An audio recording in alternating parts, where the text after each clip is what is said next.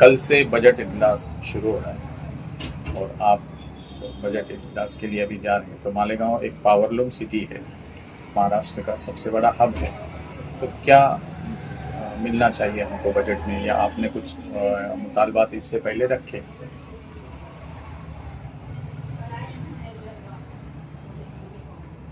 कल 23 फरवरी से महाराष्ट्र सरकार के बजट इजलास का आगाज है। पिछले 2 टर्म से ये हम देख रहे थे कि इजलास के लिए जो अय्याम तय किए जाते थे वो मुख्तसर होते थे, यानी 10 दिन 15 दिन में इजलास समेट कर ख़त्म कर दिया जाता था। लेकिन इस मरतबा 23 फरवरी से 25 मार्च तक इजलास रहेगा और बजट इजलास है तो 6 मार्च को बजट पेश किया जाएगा। मालेगांव के जो सुलगते हुए मसाइल हैं उन मसाइल पर हमने महाराष्ट्र सरकार से कुछ मुतालबात किए हैं, कुछ हमने डिमांड रखी है उनके साथ। जहाँ तक विकास की बात है, हमने माइनॉरिटी डिपार्टमेंट से, नगर विकास से और अलग अलग डिपार्टमेंट से मालेगांव के विकास के सिलसिले में हमने फंड की डिमांड रखी है। स्कूलों के लिए हमने नए बांधकाम के लिए 22 करोड़ रुपया, और जो स्कूलें खस्ता हो चुकी हैं, जिनके मरम्मत की ज़रूरत है, उनके लिए 9 करोड़ रुपया और 20 करोड़ रुपया हमने जो है मालेगांव में रोड रास्तों के लिए ये डिमांड हमने रखी और हमें उम्मीद है इंशाल्लाह ये डिमांड पूरी होगी। हमने स्कूल के लिए एजुकेशन मिनिस्टर के मशवरे से हमने ये डिमांड माइनॉरिटी डिपार्टमेंट में दी है। अजीत दादा पवार से भी बात हुई थी और उन्होंने पॉजिटिव रिस्पॉन्स दिया था। अब आज वो है नहीं, लेकिन हमें उम्मीद है कि उन्होंने जो पॉजिटिव रिस्पॉन्स दिया था उस पर हमें बजट मिलना चाहिए। और अभी 6 मार्च को बजट है, उससे पहले हम जा कर के मुलाकात करके अपनी जो कोशिश है हम वो करेंगे। जन्म दाखिले का जो मामला है इस पर भी मैंने क्वेश्चन लगाया है और इसी तरह जो है जन्म दाखिले से हट करके पावरलूम सिटी है, बिजली सब्सिडी और इसी तरह जो है सोलार के सिलसिले में सरकार ने एक नया कानून अभी जीआर बनाया है। केंद्र सरकार की जो स्कीम है उसमें जो सब्सिडी मिलती है, महाराष्ट्र सरकार ने उसमें अति शक्ति लगा दी और वो ये कि जो घर गुती बिजली इस्तेमाल करने वाले लोग हैं, वो लोग जो है अगर सोलार लगाते हैं तो 12 महीने का एवरेज निकाल करके जितनी उनको बिजली लगती है उतना ही किलोवाट वो लोग इस सोलार लगा सकते। पहले ऐसा था, इसमें कोई ऐसी पाबंदी नहीं थी, इसकी वजह से दिक्कतें नहीं थी। अब अगर कोई नया घर बनाता है तो उसको 1 साल इंतज़ार करना पड़ेगा। इस तरह की जो शर्तें लगाई गई है, हमारी डिमांड रहेगी कि ये जीआर कैंसिल किया जाए। और इसी तरह वक्फ के ताल्लुक से महाराष्ट्र सरकार ने और केंद्र सरकार ने जो कुछ भी प्रोग्राम लाया उसमें जहां बहुत सारे अंदेशे हैं कि बहुत सारी औकाफ की मिल्कियत जब उसको पेपर वगैरह के ज़रिए हम वक्फ साबित नहीं कर सकेंगे तो वो वक्त के सरकार के पास जमा हो जाएगी। उस सिलसिले में भी हमारी जो कोशिशें थी पूरे शहर में, अल्हम्दुलिल्लाह बहुत हद तक हम उसमें कामयाब रहे। और जितने भी मदारिस हैं तो मसाजिद और मदारिस के ताल्लुक से तो अल्हम्दुलिल्लाह एक हद तक हम लोगों ने सारे पेपर जमा करवा दिए। लेकिन हमारे मालेगांव में इसी तरह महाराष्ट्र भर में बहुत सारी औकाफ की मिल्कियतें ऐसी हैं कि जिस पर लोगों के नाजायज़ कब्ज़े हैं और वक्फ़ों की मिल्कियत होने के बावजूद मुसलमानों को उससे कोई फ़ायदा नहीं। और सरकार के पास सही मानों में अगर कागजात जमा नहीं कराए गए तो अंदेशा है कि वो जो भी वक्फ की अमलाक होगी वो भाग के सरकार कहीं जमा ना हो जाए। इस तरह के हालात हैं। तो मजमूई तौर पर ये जो बजट इजलास है 1 महीने का है हमें उम्मीद है कि पूरी बात रखने का हमें मौका मिलेगा, लेकिन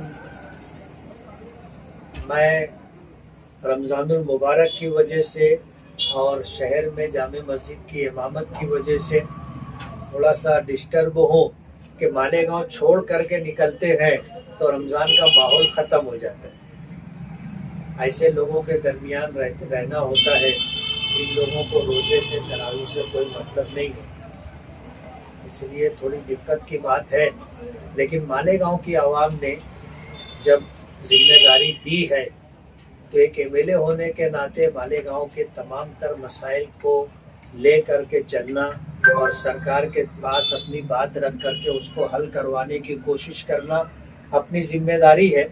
इसलिए मैं आज रात मुंबई निकलूँगा और वहाँ हाउस में रह करके मालेगांव के लोगों के लिए जो मुमकिन होगा वो करवाने की कोशिश करूँगा। पहली बार ऐसा है कि आप रमज़ान में शहर से बाहर रहें?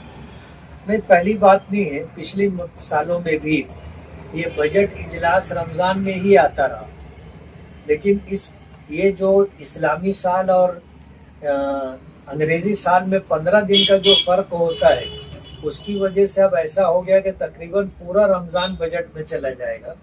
पहले कम दिन जाते थे। अभी कारपोरेशन का इलेक्शन हुआ, मेयर चुने गए, अब स्टैंडिंग कमेटी जो है उसका भी ये होना है चुनाव।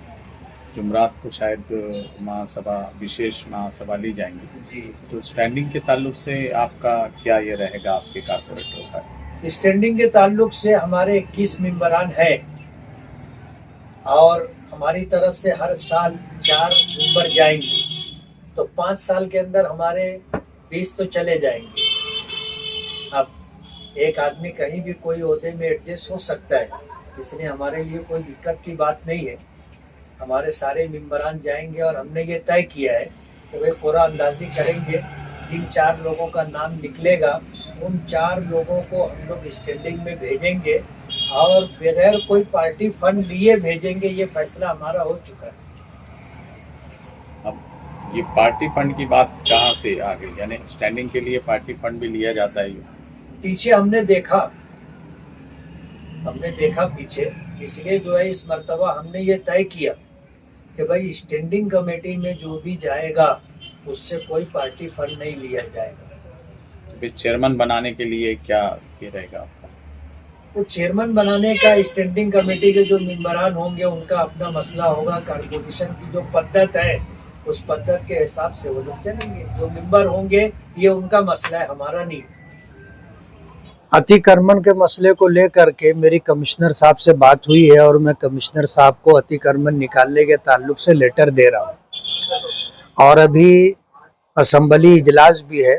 मैं अतिक्रमण के मुद्दे पर ले करके मैं लक्ष्य विधि दूंगा और नगर विकास हमारे डिप्टी सीएम शिंदे साहब के पास है, उनसे मैं ये डिमांड करूंगा कि अतिक्रमण के तई मालेगांव में कमिश्नर को पाबंद किया जाए।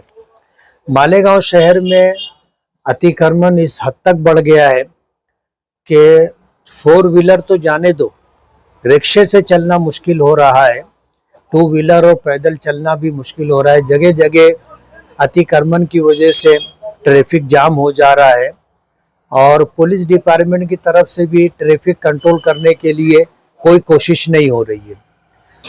मालेगांव वालों के लिए बहुत गंभीर मसला है।